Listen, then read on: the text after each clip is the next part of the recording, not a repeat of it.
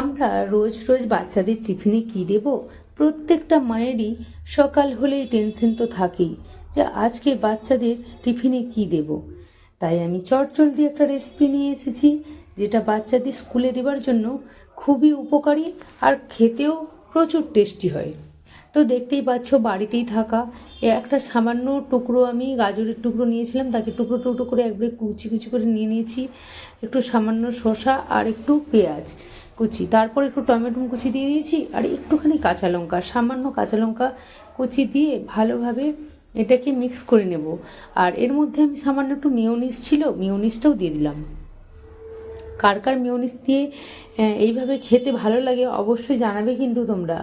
আর রেসিপিটা কেমন হয়েছে নিশ্চয়ই জানাও। এটা খুব হেলদি আর শরীরের পক্ষেও কিন্তু খুব উপকারী। আর এখন তো একটু একটু সামান্য গরম পড়ে গেছে, আমার মনে হলো এই রেসিপিটা বাচ্চাদের স্কুলে দিলে কিন্তু সবারই খুব পছন্দও হবে আর খেতেও টেস্টি লাগবে।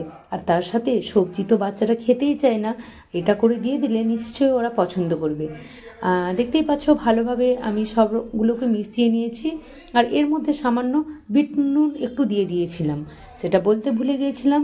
তারপর দেওয়ার পর এই দেখতেই পাচ্ছ দুটো ব্রেডের আমি স্লাইস নিয়ে নিয়েছি, স্লাইসগুলোর ওপর একটু একটু করে দিয়ে দিচ্ছি। তারপর সামান্য চিজ দিয়েছি। চিজটা অ্যাকচুয়ালি তোমরা দিতেও পারো নাও দিতে পারো, তাই চিজটা ছিল আমি দিয়ে দিলাম এর ওপর। চিজটা দিয়ে দেওয়ার পর দেখতেই পাচ্ছ ভালোভাবে দিয়ে দিয়েছি।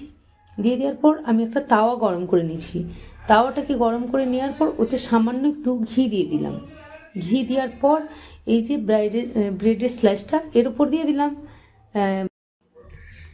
তারপর এটাকে একটু ভালোভাবে দিয়ে দেওয়ার পর এটাতে আমি একটা ঢাকনা দিয়ে সামান্য 5 মিনিট ঢাকা দিয়ে রেখে দিয়েছিলাম। একদম কম ফ্লেমে এটাকে করতে হবে।